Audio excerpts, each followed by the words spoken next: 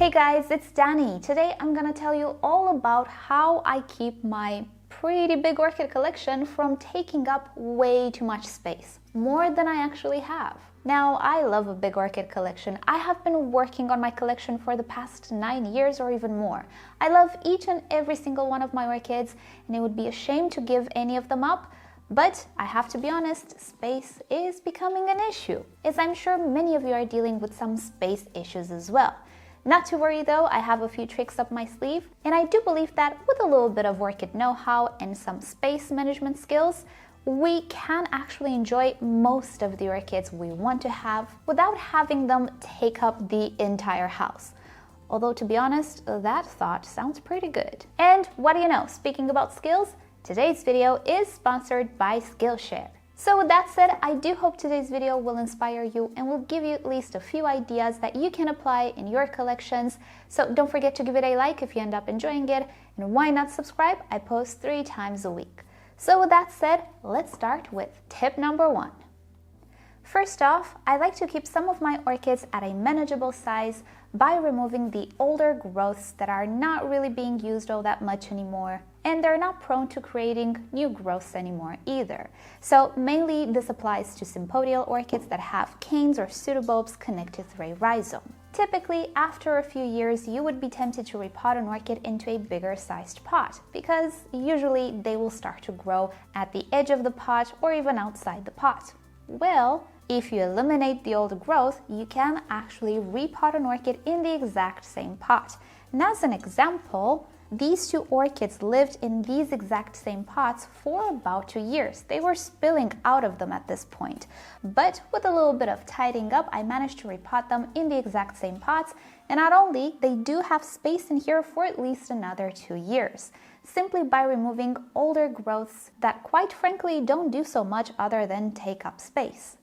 So I'm going to demonstrate on this orchid. As you can see, she's quite bushy, and probably the new growth will start growing at the edge of the pot, maybe even a little bit outside the pot. It is time to repot this orchid anyway, but I don't want to change the size of the pot. So I'm going to unpot it really fast and show you how I go about it.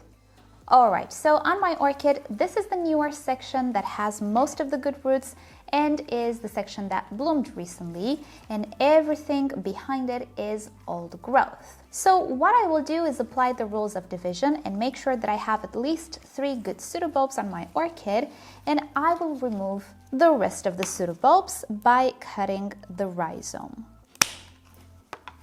And there we have it, this section. As you can see, the roots are not even good anymore. If I really wanted to, I could have eliminated this pseudobulb as well, which, now that I look at it, has a lot of dead roots. So I think I'm gonna go ahead and cut away this pseudobulb as well. There we go. It's always important to just assess the situation as you go. And look at that. I'm left with quite a healthy root system here, and an orchid which has enough energy to produce a new growth, but most importantly, it will actually fit back into the exact same pot it came in. And here we are, my orchid is all potted up in the same pot, and it fits in the same decorative pot as well. By the way, I didn't show you the repotting just to make this video as short and on the subject as possible, but if you look in the description and you scroll down, you will find quite a few beginner-friendly tutorials that include repotting. So if you want to learn more, check those videos out, and I will also include the tutorial for how to properly divide orchids, since basically this is what I did. So with that said, it is time to move on to tip number 2, tidying up the orchid so that it takes less space on a horizontal. And this is actually the perfect example as well. You can see that my orchid, even if it's not very big, it only has 3 pseudobulbs, it does take quite a lot of space because the pseudobulbs are not sitting straight. Well, I can fix that. I already attached a stake to this pseudobulb to keep the orchid more stable in its pot until it roots in, but stakes can also be used to shape existing pseudobulbs and make them sit a little bit straighter. So let me show you in this case what I would do. I would insert stakes for each of these pseudobulbs, which will keep them quite a lot straighter. Mind you, these pseudobulbs or canes are pretty flexible. There are some orchids which are not so flexible, but Cattleyas And not only dendrobiums and other orchids that have slender canes, they're pretty flexible, so you can definitely adjust the canes just a little bit. And all of a sudden, I think you can see the orchid is not actually taking up more space than the decorative pot, which is what I wanted. Bamboo skewers are the easiest stakes to have around the house, and I find them to be so multifunctional, I actually made a video on it. I will link you to it down below. It's quite a fun video in which I tell you all of the uses that I actually have for bamboo skewers. So check it out, it's quite an interesting video. Keeping orchids tidier can also be done with a ring support such as this one. This I find locally. I'm not entirely sure where you can find it in your region online, hence why I prefer to give you the bamboo skewer solution, since it's a product which is available pretty much everywhere in the world. But if you find something similar in your area, or you can DIY it, definitely you can use it to keep orchids a little bit tidier. But the tricks don't end here. There is another thing you can actually do to save up even more space, and this is choosing a decorative pot which is not very big.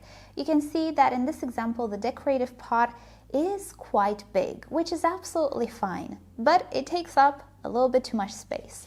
Hence why in recent times I've started to go for just slightly smaller decorative pots, not enough to suffocate my orchid. You can see I still have quite a lot of space here in between the decorative pot and the orchid pot.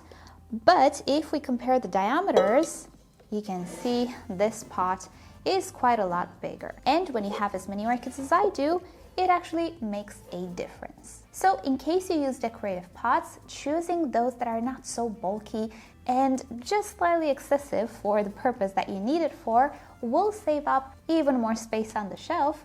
And when you have quite a few orchids on a shelf, using smaller decorative pots can actually make room for an entire orchid. It has happened to me. So as you can see, with these 3 tips only, you will save up so much space on your shelf. It pays off to have a few orchid skills, which brings me to today's sponsor, Skillshare. Most of you probably already know that Skillshare is an online learning community with thousands of creative and inspiring classes for people who love to learn every day, such as us, orchid lovers. This is the place where you can explore, expand on, or learn new things like drawing, painting, design, photography, and much more.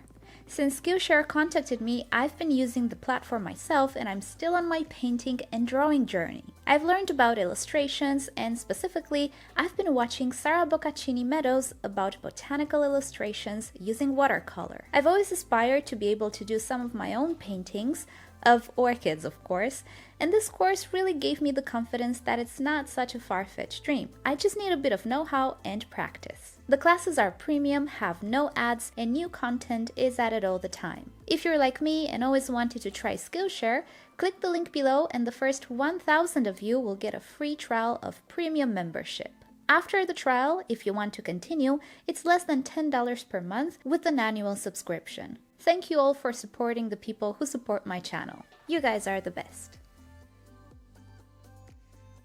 So up until now we focused more on sympodial orchids, but what about monopodials, such as Phalaenopsis and Vandas?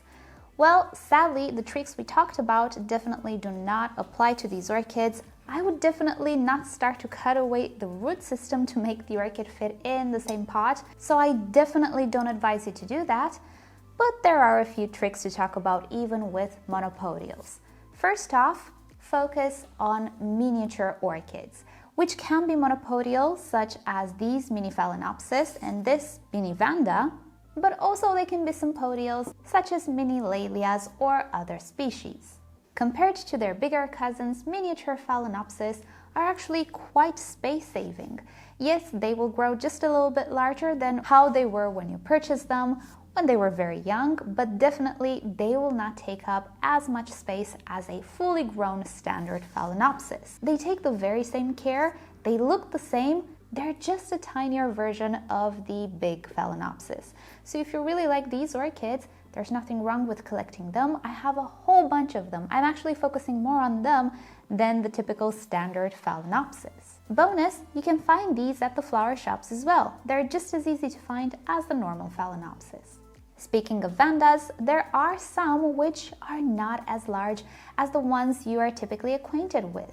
This is an Ascocentrum, and even though, yes, it can actually grow pretty tall, it will grow very, very slow, and as you can see, it doesn't really take up much space on a horizontal level, which in my opinion is more problematic than the vertical. You can fit together in a shelf multiple taller orchids rather than bushier orchids, right? But there are other vandaceous orchids which are just a little bit bigger than this, but not as big as the typical vandas. So I would look for Rhynchostylis and Aridis.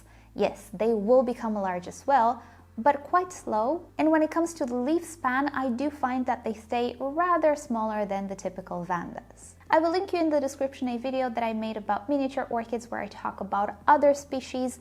Definitely if you visit orchid nurseries or you check their stores online, you will find other miniature orchids. They might have a section with mini orchids or terrarium orchids.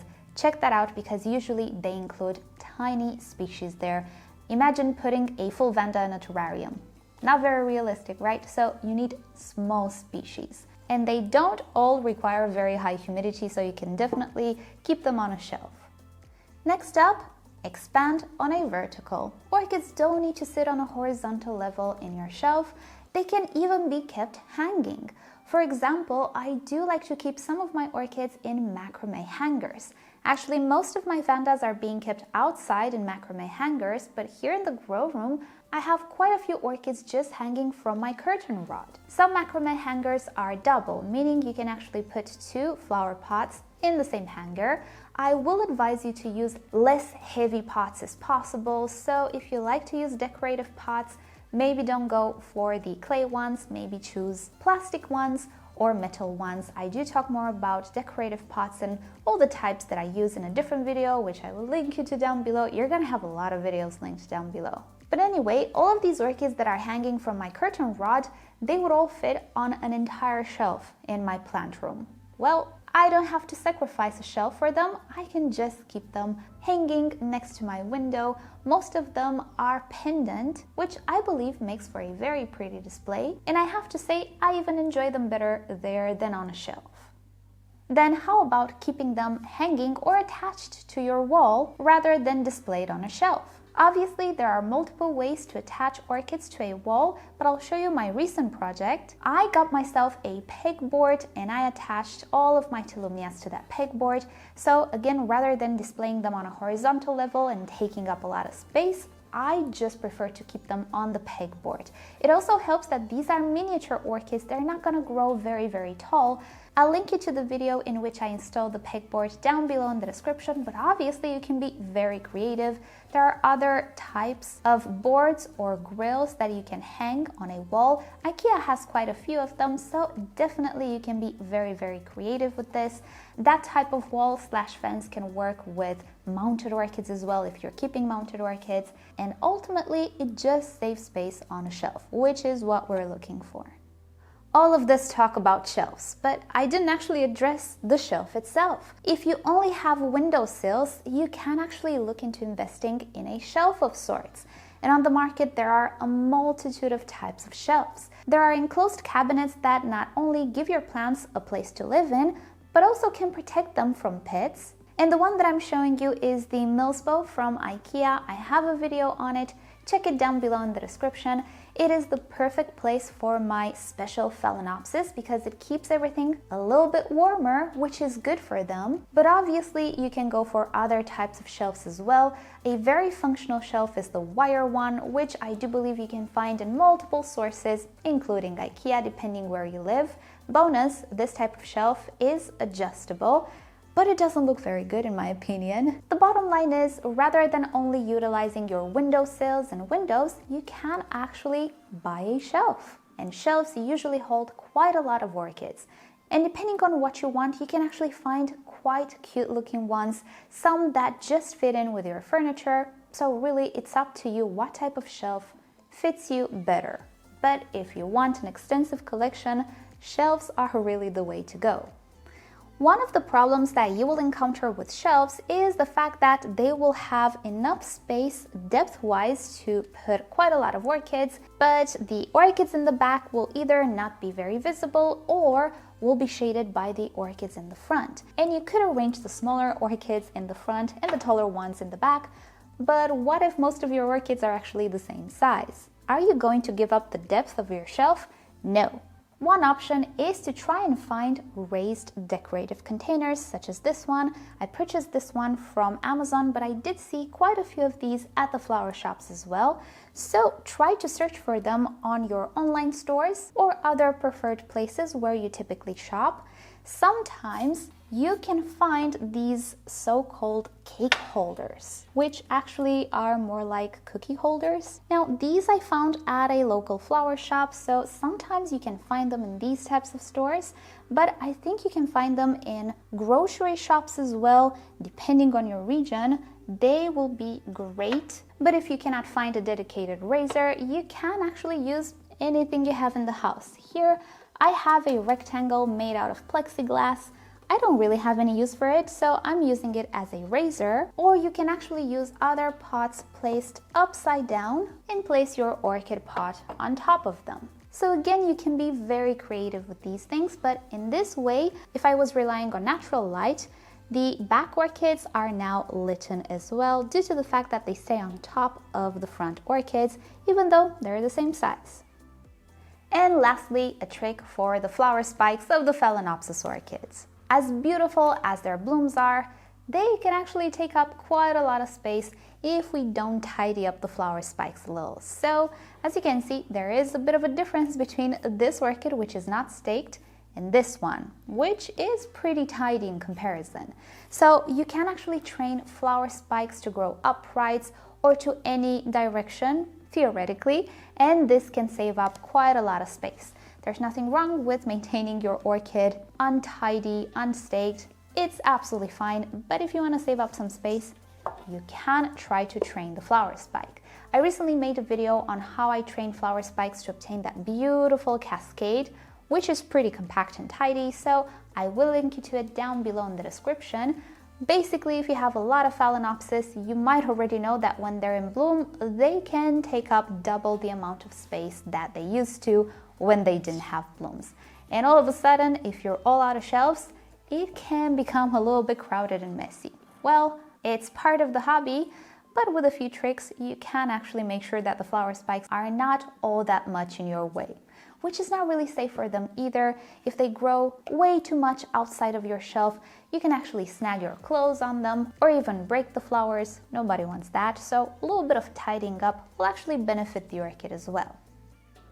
So that is about it for today. I personally don't mind having a few orchids, pretty bushy. Typically they're the orchids which are not very, very big to begin with. They're not very tall. So I do have some orchids which I don't want to tidy up all that much. I want to let them grow out, but definitely there are orchids which not only are pretty rambly in their growth, but they're also quite big that I just want to keep a little bit more compacted.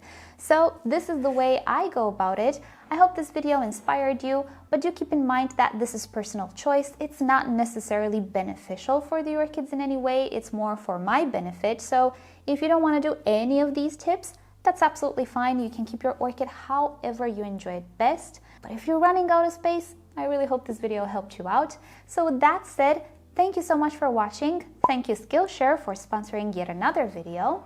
Subscribe to my channel for more orchid videos, tutorials, experiments, updates, and other fun orchid subjects. If you wish to support the channel, do consider becoming a member or visit the merch store linked down below in the description. You can also follow me on Instagram and Facebook. It's always nice to stay in touch there as well. And with that said, I'll see you next time. Bye!